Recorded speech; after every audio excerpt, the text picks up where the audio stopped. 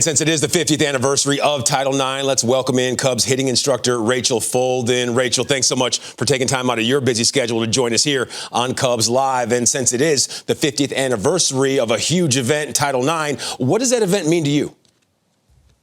Man, so many things. It's such a loaded question. There's so many women that have just had to just grind and take a lot of crap from a lot of people and kick a lot of doors down to give me the opportunity to do what I do. And so just when I think about how some of my opportunities have been so easy and so effortless, and I know that wasn't always the case. I was able to play sports when I was a kid, no problem. There was always women's sports available for me. So just those little things that we probably take for granted. A lot of women had to fight really hard for in the position that. No doubt about it. Now, I don't know if you remember this, but back in 2020, we saw the men's weight room for the NCAA basketball tournament, and then they showed the women's weight room. Things did not look the same. How about you? When did you notice that there were differences between men's and women's sports? I mean, I grew up with older brothers, and so I could just see how the differences in genders were treated. And it always bothered me, to be honest. And it was always something that I wanted to change, or I wanted to at least see change. And so to now be kind of doing what I'm doing now, it's pretty cool to be able to kind of cross over to the other side into a men's sport as a female. And then you can really start to see where those opportunities and those disparities are, because obviously when you're in it as a kid and you're playing your sport, you don't really always notice the differences. You don't really always notice that things aren't there because you don't know what you don't know. Yeah. And so now working in men's sports and you get to see the opportunities that they have. I played professional softball and it's just like nowhere close to the opportunities that these guys have. And that's not an indictment against the men.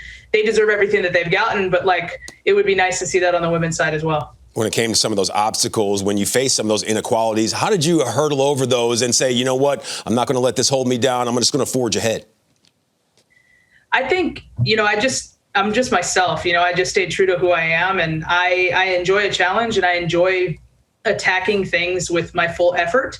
And so when, especially working for the Cubs now, just when it became an opportunity, it's just continue to do what I do and continue to work hard. And I've always just really worried about myself and my job that I'm doing as opposed to the job that everybody else is doing. And I think that when you do that and you take pride in what you do, people notice and I think that's genderless, right? I don't think that that's necessarily just because I'm a woman or because someone is a man. I think that's just genderless. Hard work is praised.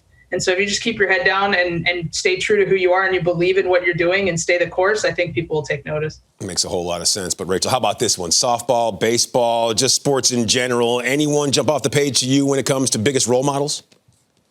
Biggest role? My parents are great. It's like the cop-out answer. Everybody says their parents, but my dad knows more about baseball than I do and is just the biggest baseball fan on the planet. And he just let me play. He always approached it as he was a fan and he just let me play. And my mom isn't an athlete at all. And she's just basically a cheerleader. And so what I appreciate about them is I was in control of my career, and as hard as I wanted to work and as much as I wanted to get out of it, they let me do that. And I will always be appreciative from them. And we don't have enough time for me to list all of the coaches and mentors that I've had, but we'll just go with my parents. Okay, sounds good. Now, how about this one? Now, you said that your dad knows more about baseball than you do. So when you were introduced as a member of the Cubs coaching staff, what kind of a point of pride was that not only for you, but for your father and mother as well?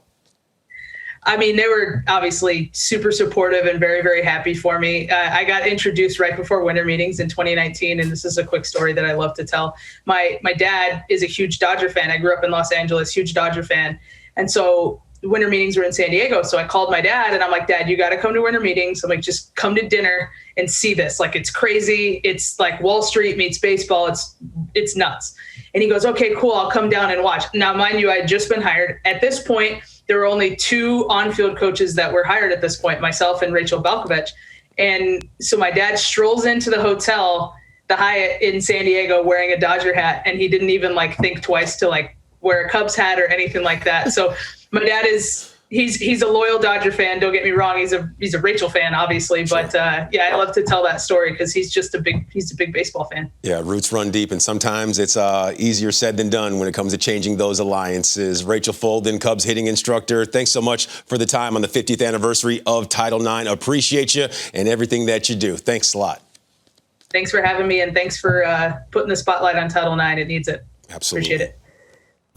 Well, to help further that spotlight and continue to shine the light on Title IX, we welcome our own Elise Maniker here to Cubs Live. And Elise, we know top flight athlete at Cornell, 4-year starter, Hall of Famer, played professional softball. So when it comes to Title IX, what did that initiative mean to you? Yeah, I think it's everything. I wouldn't be who I am without sports. And I truly mean that because I started playing sports at 3 years old. So people may not know, but I started playing tennis before softball. So at 3, I was on the tennis court with my dad, always playing. And then eventually at 7 years old, I started playing softball, and I really played every sport growing up. So that's part of the opportunity, right? Not having to think twice that if I want to try soccer, if I want to try gymnastics, whatever it may be, I can go out there and do it. And that's because of Title IX. And so just like Rachel Folden was talking about, we were given so much opportunity starting as kids, and you don't know what you don't know. And that's just what we knew. You know, I was talking to actually my mom about it, and Title IX was passed when she was going into college. So for her, the only option she had in high school was you play tennis or that's it. And so she played tennis, but for her, she always thought it was strange. Like, you know, I'm athletic. People will come see me play, but I don't really have that opportunity. So to think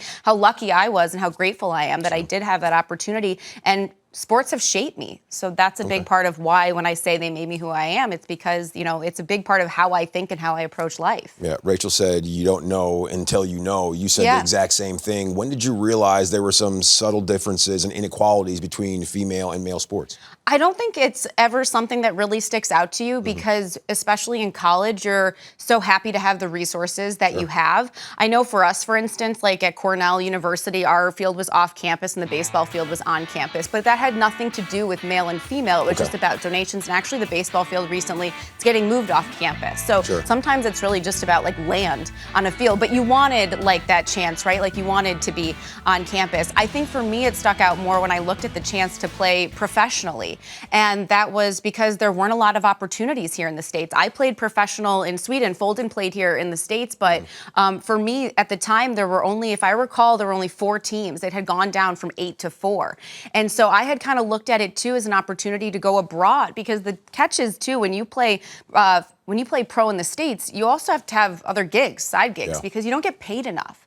And so for me, that's where it sticks out, is just that I could never see sports as a full job where I could really make like a good living where I didn't have to work other jobs. And I think that's where you start to see, like, I wish I had more chances. I wish there were more opportunities to do that when I was coming out of college. Yeah, that's why we see so many WNBA players go and play professionally over in Russia, because they can do that as a full-time job. The monetary compensation much higher in foreign countries than it is right here in the United States. Now, when it comes to being a role model, we heard what Rachel said. She had to go with her parents on that one. I'm not letting you go down that route. So when it comes to another role model outside of your parents, because we know how much mom and dad do for all of us, who's your biggest role model? Yeah, so it is, of course, you're going to say your parents. But growing up, so because I started playing tennis at such an early age, I looked at the Williams sisters, Venus and Serena. And so I would always watch them play, and I loved their game. I loved how hard they hit the ball. I loved how aggressive they play. I love how they left it all out on the court.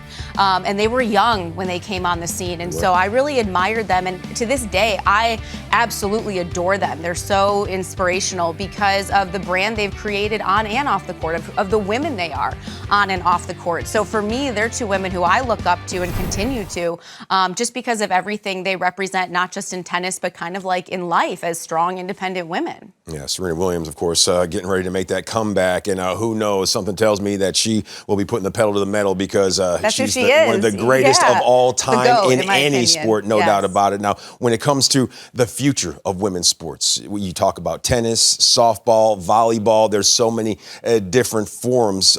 How do you see things eventually just shaping up for women's sports in general? I hope that there are more resources put towards women's sports. And we're starting to see that when I see resources, coverage. And I think it's great, for instance, that Marquee Sports Network airs Chicago Sky games, because that's a huge step step forward, and that's a big deal that women can be seen. You know, when I was talking about the professional softball league, a big part of it is that games weren't televised, and that's a big part of income for these leagues. And so the more that it can be seen, you and I were talking about Athletes Unlimited. Absolutely. It's kind of a new form as softball. It's where the team has captains and they have points, and so the teams change each week, but it's a new look at it to try to get people to watch and to keep them entertained by kind of like that change aspect. And so I think that the more that women's sports can be seen, the more resources put towards it, you can just see the success that they have. And even I think on just, you know, the front of giving women opportunity, because there's a lot of women who grow up playing baseball, you know, and just kind of letting them in that arena and not always needing to push them towards softball. But if they enjoy baseball more, then that's great. And we see women excel at that. I think it's really fun to watch, and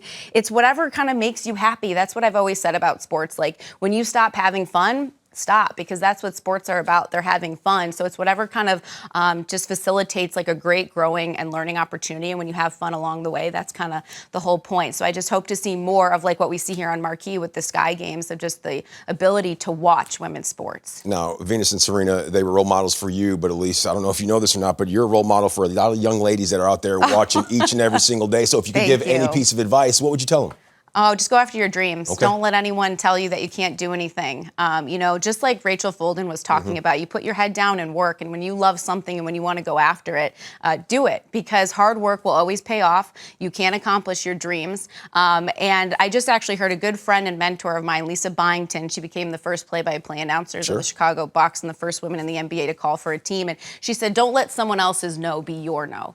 So, you know, just plow ahead, and you're going to get no's in your career. Everyone will, no matter what you want to do in your life. But when you really are passionate about something and you want to accomplish it, you can do that.